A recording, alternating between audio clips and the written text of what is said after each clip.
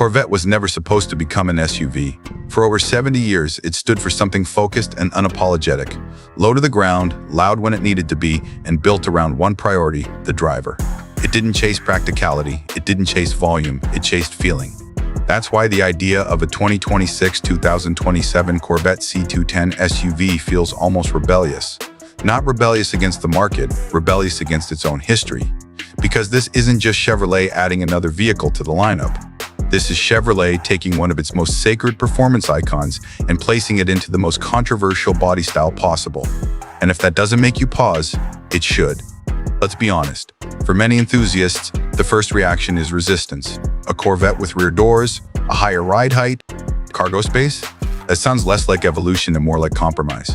Corvette was always a little selfish. 2 seats, tight cabin, limited practicality. That was the point. It wasn't meant to be rational, it was meant to be emotional. So when you stretch that identity over an SUV silhouette, the risk isn't small, it's existential. If this feels like a branding exercise, it will be rejected instantly, and the internet will not be gentle.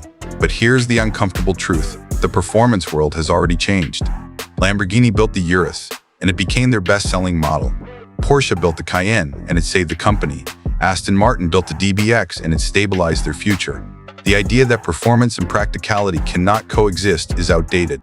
The real question is whether Corvette can do it without losing its edge. Because unlike those European brands, Corvette doesn't just represent performance, it represents American performance. Big personality, big attitude, big expectations. Now imagine the C10 SUV in the middle. Not tall and bloated, but low for its class. Wide, muscular without looking cartoonish. A long hood that still suggests power lives underneath. Sharp LED lighting that feels precise, not decorative. The proportions would have to be perfect. Because one wrong angle, one awkward line, and critics will call it a crossover with a badge. But get it right, and it becomes something else entirely. Picture seeing it in your rearview mirror at night. A thin red light bar stretching across the darkness. Broad shoulders filling your lane. It doesn't rush. It doesn't need to. It just sits there, confident. That's presence. And presence is something Corvette understands. But presence alone isn't enough. Because this is where the real pressure begins. A Corvette SUV cannot simply be quick. It has to be convincingly fast. That likely means serious hardware, possibly a twin-turbo V8, possibly a hybrid-assisted all-wheel drive system delivering instant torque to all 4 corners. 600 horsepower? Almost expected. 3-second acceleration to 100 km/h? Necessary, not optional. But here's the bold prediction. Don't be surprised if the most powerful C10 variant isn't gasoline at all.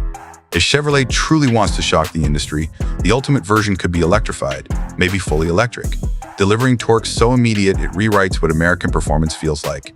That would divide purists overnight, and that's exactly why it might happen. Still, numbers won't save it if the experience feels artificial. The steering has to communicate. The chassis has to stay disciplined under load. It must shrink around the driver in corners, not constantly remind you of its weight.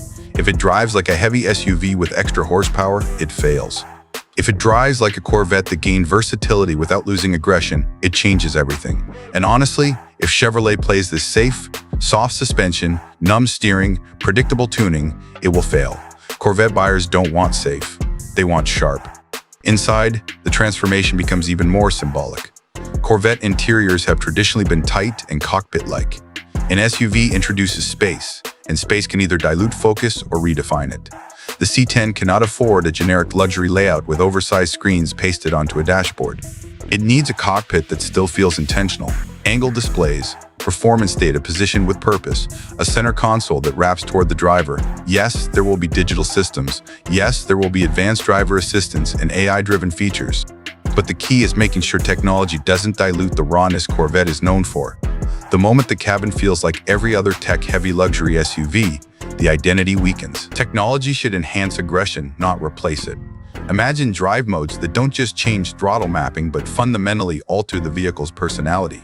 A track-focused setting that tightens body control dramatically. A performance hybrid system that deploys electric torque strategically during corner exit. An interface that feels engineered for driving, not for scrolling. That's the difference. Corvette cannot afford to feel like it's imitating European refinement. It has to reinterpret performance through its own lens. And then we arrive at the emotional core of this entire debate. Is this betrayal or is this survival? Corvette has always been slightly impractical. That impracticality was part of its charm. But markets evolve, buyers age, regulations tighten, electrification becomes unavoidable. If Corvette refuses to expand, it risks shrinking into irrelevance. If it expands too carelessly, it risks losing credibility. That tension between protection and progress is what makes the C10 SUV so fascinating. It isn't just a product decision, it's a philosophical one. If Chevrolet executes this with authenticity, real performance engineering, bold tuning choices, unmistakable design language, the C10 SUV could become the most disruptive American performance vehicle of the decade. Not because it's practical, not because it's profitable, but because it proves performance identity isn't confined to one body style.